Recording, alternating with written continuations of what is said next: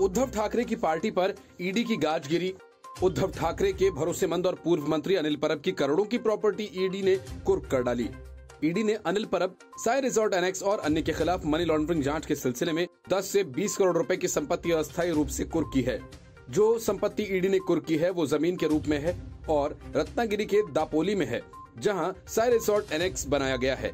उस भूमि का मूल्य करीब 7.5 करोड़ है और इसके साथ जो खाली जमीन है उसकी कीमत करीब 2.5 करोड़। साई रिजॉर्ट एनेक्स के अवैध निर्माण के संबंध में कई शिकायतें सामने आई थी, जिसके बाद कार्रवाई की गई। यानी ये मामला रिजॉर्ट के निर्माण में तटीय विनियमन क्षेत्र प्रावधानों के कथित उल्लंघन का है। अनिल परब महाराष्ट्र में परिवहन और संसदीय मामलों के मंत्री रहे हैं। उनके पास ये कार्यभार साल 2019 से 22 तक रहा। सूबे में तब उद्धव ठाकरे की अगुवाई वाली शिवसेना की सरकार थी। परब खुद को सच्चा शिवसैनिक बताते हैं। बीजेपी नेता के आरोपों पर परब ने कहा था कि मैं सच्चा शिवसैनिक हूं। परब के खिलाफ कथित मनी लॉन्ड्रिंग के अलावा कई आरोप लगे। परब ने बीजेपी नेता किरीट सोमैया के खिलाफ बॉम्बे हाईकोर्ट में एक याचिका दायर कर पूर्व सांसद पर 100 करोड़ की मानहानि का दावा किया था। किरीट सोमैया ने अनिल परब पर कुंकड़ के दापोली में अवैध होटल बनाने का आरोप लगाया। सोमैया ने सार्वजनिक रूप से परब पर परिवहन विभाग में ट्रांसफर रैकेट चलाने का आरोप भी लगाया था। परब पर कार्रवाई के सिलसिले में प्रवर्तन निदेशालय द्वारा 14 स्थानों पर छापे मारे गए। 2022 में अनिल परब के खिलाफ ईडी ने कई बार समन जारी किया था। उन्हें बुलाकर ईडी के अधिकारियों ने कई घंटे तक पूछताछ की थी। महाराष्ट्र के रत्नागिरी जिले के दापोली समुद्र तट के इलाके में साई रिजॉर्ट के निर्माण में कोस्टल रेगुलेशन जोन के प्रावधानों के उल्लंघन से जुड़ी मनी लॉन्ड्रिंग के केस के बारे में पूछताछ के लिए अनिल परब जून 2022 में ईडी कार्यालय बुलाए गए थे। तब अनिल परब से कई घंटे पूछताछ हुई थी। केंद्रीय एजेंसी के कार्यालय से उन्हें देर रात बाहर निकलते देखा गया था। दापोली पुलिस स्टेशन में अनिल परब और अन्य कुछ लोगों के खिलाफ एक एफआईआर धोखाधड़ी और महाराष्ट्र राज्य सरकार को नुकसान पहुंचाने के मामले में दर्ज कराई गई थी। दिल्ली एमसीडी के चुनाव में आम आदमी पार्टी भले ही मामूली अंतर से जीत गई हो, लेकिन मेयर चुनाव से पहले उसका डर जा नहीं रहा। बीजेपी के चक्रव्यूह का डर अरविंद केजरीवाल को इस कदर सता रहा है कि उसे अब एलजी के काम में भी कोई चाल ही नजर आ रही है। इसलिए मेयर चुनाव से पहले एलजी और आम आदमी पार्टी के बीच तनातनी बुरी तरह से बढ़ चुकी है। आम आदमी पार्टी ने एलजी के काम को गुंडागर्दी तक कह दिया। दरअसल मेयर चुनाव से पहले दिल्ली नगर निगम के 10 एल्डरमैन मनोनीत किए गए। एल्डरमैन अपने क्षेत्र में विशेषज्ञ होते हैं। हालांकि मेयर चुनाव में उनके पास मतदान का अधिकार नहीं होता है। बावजूद इसके आम आदमी पार्टी बुरी तरह भड़क गई है और एलजी की ओर से की गई नियुक्ति पर ऐतराज जताते हुए गैर संवैधानिक बताया है। आम आदमी पार्टी प्रवक्ता आतिशी मारलेना ने इसे गुंडागर्दी तक करार दिया। उन्होंने कहा कि मनोनीत पार्षदों के नाम दिल्ली सरकार की ओर से भेजे जाते हैं, लेकिन इस बार एलजी ने गलत प्रक्रिया अपनाई।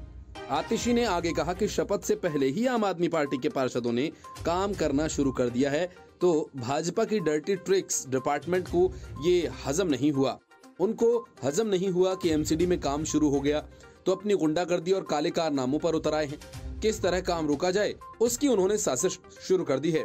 उस साजिश के तहत एलजी के आदेश पर नोटिफिकेशन निकाला गया। आतिशी ने कहा कि 10 मनोनीत पार्षदों के नाम हमेशा से दिल्ली सरकार की ओर से एलजी को भेजे जाते हैं। 2017 में भी दिल्ली सरकार की ओर से एलजी साहब को भेजे गए थे। आम आदमी पार्टी की सरकार बनने से पहले जब शीला दीक्षित की सरकार थी, तब भी दिल्ली सरकार की ओर से ही नाम भेजे गए थे। कल एलजी साहब ने एमसीडी की कमिश्नर को कॉल किया और कहा कि मनोनीत पार्षद की फाइल सीधा मुझे भेज दो और दिल्ली सरकार को पूरी तरह बाईपास कर दो। वो फाइल कमिश्नर ने दिल्ली सरकार को नहीं भेजी। इस पूरी कानूनी प्रक्रिया को बाईपास किया। आज सुबह गैर संवैधानिक नोटिफिकेशन को निकाला गया। भाजपा के 10 कार्यकर्ताओं को मनोनीत पार्षद घोषित किया गया। ये प्रक्रिया गैर कानूनी है। मैं एलजी साहब और भाजपा से हाथ जोड़कर ये निवेदन करती हूँ कि ये गुंडागर्दी बंद कीजिए। गौरतलब है कि 6 जनवरी को सभी नवनिर्वाचित पार्षद शपथ लेंगे, जिसके बाद मेयर और डिप्टी मेयर चुने जाएंगे। वहीं दिल्ली सरकार ने एक अधिसूचना जारी करके कहा कि उपराज्यपाल वीके सक्सेना ने 10 सदस्यों को नामित किया है। बता दें कि दिसंबर में हुए एमसीडी चुनाव में आम आदमी पार्टी ने 134 सीटों पर जीत दर्ज की, जिससे नगर निगम में बीजेपी के 15 साल के शासन का अंत हो गया। चुनाव में 250 सदस्यीय सदन में भाजपा ने 104 वार्ड में जीत हासिल की। कांग्रेस ने 9 सीटें जीती थीं। कन्याकुमारी से कश्मीर की यात्रा पर निकले राहुल गांधी अब यूपी पहुंच गए हैं। इस दौरान उनके साथ न तो पक्ष जुड़ा न विपक्ष। सहयोगी दलों ने भी साथ देने की जगह किनारा करना ही पसंद किया। लेकिन राहुल गांधी ने कुछ सेलिब्रिटीज जरूर जोड़ लिए और साथ में जुड़े कई विवाद। दक्षिण में तो बहुत हद तक सब ठीक रहा, लेकिन उत्तर में पहुंचते ही मामला बिगड़ने लगा। इसके पीछे की वजह ये कि उत्तर से दक्षिण तक पीएम पद के कई दावेदार और कई महत्वाकांक्षी सहयोगी और विपक्षी हैं, जिन्हें राहुल गांधी की सरपरस्ती मंजूर नहीं। उत्तर प्रदेश में कांग्रेस ने भारत जोड़ो यात्रा में शिरकत करने के लिए अखिलेश यादव, शिवपाल यादव, मायावती, सतीश चंद्र मिश्र और आरएलडी के प्रमुख जयंत चौधरी सहित तमाम विपक्षी दलों के नेताओं को न्योता भेजा था। ऐसे ही बिहार में आरजेडी, जेडीयू सहित तमाम सहयोगियों के नेताओं को शामिल होने का निमंत्रण दिया गया, पर न तो यूपी के किसी विपक्षी नेता ने साथ दिया और न ही बिहार के ही किसी सहयोगी दल ने उनकी यात्रा में शामिल होना मुनासिब समझा। बिहार के मुख्यमंत्री नीतीश कुमार ने राहुल गांधी की अगुवाई वाली भारत जोड़ो यात्रा को पूरी तरह से कांग्रेस का आंतरिक मामला बताते हुए खुद बिहार की यात्रा पर वे निकल गए और पहले ही दिन ये ऐलान भी कर दिया कि बजट सत्र के बाद वे पूरे देश की यात्रा पर निकलेंगे।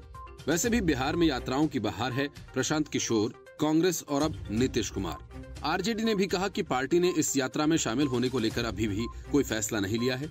राहुल गांधी की भारत जोड़ो यात्रा में न तो विपक्षी दल खड़े होना चाहते हैं और न ही सहयोगी दल उनके साथ कदम ताल कर रहे हैं। दक्षिण भारत के राज्य में डीएमके से लेकर तमाम दलों के नेता राहुल गांधी के साथ पदयात्रा करते नजर आए थे। महाराष्ट्र में राहुल गांधी की पदयात्रा एंट्री की थी तो शिवसेना नेता आदित्य ठाकरे और एनसीपी नेता सुप्रिया सुले ने यात्रा में शिरकत की थी। इतना ही नहीं, शिवसेना सांसद प्रियंका चतुर्वेदी ने दिल्ली में राहुल गांधी के साथ पैदल चलकर यात्रा में हिस्सा लिया तो जम्मू कश्मीर के पूर्व सीएम और नेशनल कॉन्फ्रेंस के नेता फारूक अब्दुल्ला ने भी शिरकत की। अब सवाल ये उठता है कि आखिर वजह क्या है जिसके चलते हिंदी पट्टी वाले राज्यों में विपक्षी और सहयोगी दल के नेता राहुल गांधी की भारत जोड़ो यात्रा से दूरी बनाए हुए हैं। उत्तर प्रदेश में सपा, बसपा, आरएलडी उसी वोट बैंक के सहारे सियासत में अहम भूमिका में है जो कभी कांग्रेस का हुआ करता था। ऐसे ही बिहार में आरजेडी, जेडीयू और वामपंथी दल भी उसी वोट बैंक पर काबिज हैं, जिसके सहारे कांग्रेस ने लंबे समय तक राज किया। भारत जोड़ो यात्रा से कांग्रेस को सियासी संजीवनी मिली है। ऐसे में राहुल गांधी के साथ खड़े होकर कांग्रेस को दोबारा से सियासी पैर पसारने का मौका नहीं देना चाहते हैं। ममता बनर्जी से लेकर नीतीश कुमार, अरविंद केजरीवाल और केसीआर तक 2024 के चुनाव में पीएम मोदी के सामने विपक्ष का चेहरा बनने की कवायद में है। सपा किस खेमे के साथ खड़ी होगी, उसने अभी अपना स्टैंड साफ नहीं किया है। ममता और केसीआर किसी भी सूरत में कांग्रेस को विपक्षी खेमे में अगुवाई नहीं करने देना चाहते, जबकि केजरीवाल खुद अपने चेहरे को आगे बढ़ा रहे हैं। मायावती भले ही इस सारी कवायद से दूर हो, लेकिन उनके प्रधानमंत्री बनने के अरमान खत्म नहीं हुए हैं। Bureau report, news of India. Nitish Kumar के पास न वोटर बचे हैं और न विचारधारा, फिर भी भौकाल ऐसा कि वे पीएम मोदी को हरा देंगे। अब ये सब करने लायक दम कितना है, इसका अंदाजा खुद नीतीश कुमार को सबसे ज्यादा है।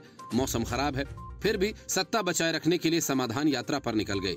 सहयोगी आरजेडी ने सहयोग तो दिया, लेकिन इसके साथ आरजेडी के शिवानंद तिवारी ने सेहत का ध्यान रखने की सलाह भी दे डाली। अब सवाल ये है कि समाधान यात्रा के जरिए नीतीश कुमार किस बात का समाधान करेंगे? शराबबंदी का, भ्रष्टाचार का, अपराध का या अपनी दरकती हुई पार्टी का? नीतीश कुमार ये बात समझते होंगे कि अगर मुकाबला नरेंद्र मोदी से करना है तो तैयारी से दंगल में उतरना होगा।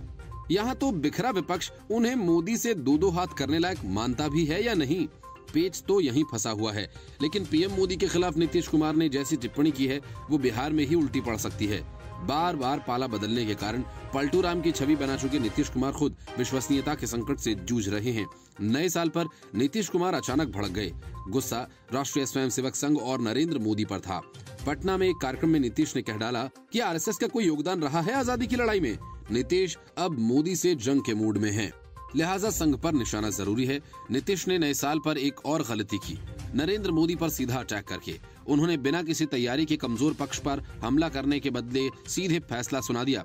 मोदी ने कोई काम नहीं किया। यही नीतीश कुमार हैं जिन्होंने 31 जुलाई 2017 के दिन कहा था कि प्रधानमंत्री नरेंद्र मोदी को 2019 के इलेक्शन में हराने वाला कोई नहीं है, कोई उनकी बराबरी ही नहीं कर सकता।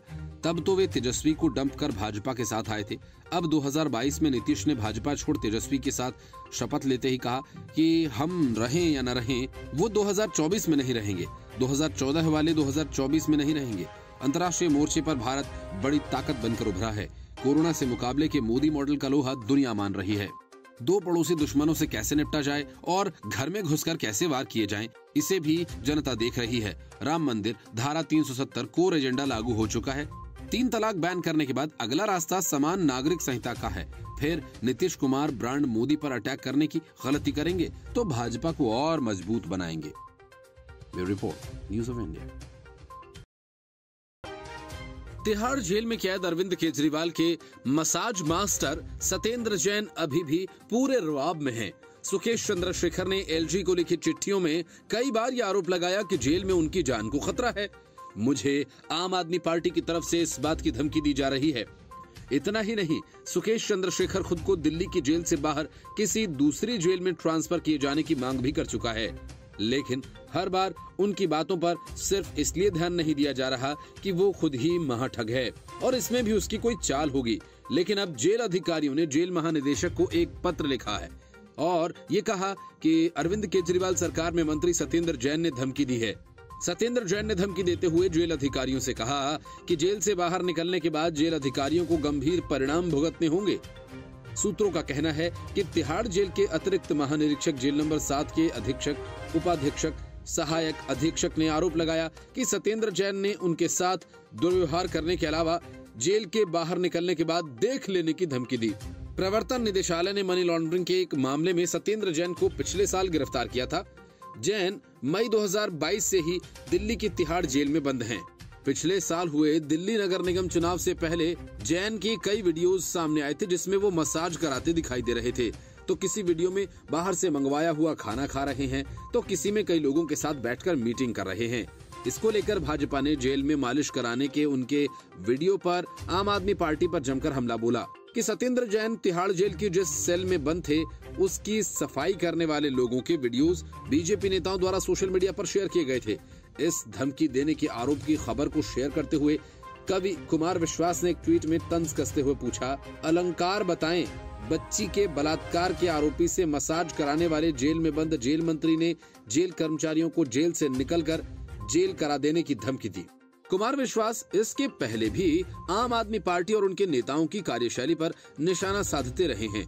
पिछले साल सीएम अरविंद केजरीवाल ने केंद्र सरकार से ये मांग की थी कि भारतीय करेंसी पर एक तरफ गांधी जी की तस्वीर है तो दूसरी तरफ गणेश और लक्ष्मी जी की तस्वीर लगाई जाए। इस पर कुमार विश्वास ने तंज कसा था। उन्होंने अपने ट्वीट में लिखा कि दोनों भाजपा और कांग्रेस सदी के सबसे बड़े धूर्त से फालतू ही तर्क कर रहे हैं। उसे पता है कि अल्पसंख्यक वोट बैंक के तो अखिलेश, ममता, नीतीश आधा दर्जन दावेदार हैं। 82% हिंदू वोट बैंक से आधा भी फंसा लो तो बाकी अल्पसंख्यक तो दुत्कारने पर भी मोदी विरोध में मजबूरी में वोट कर ही देंगे।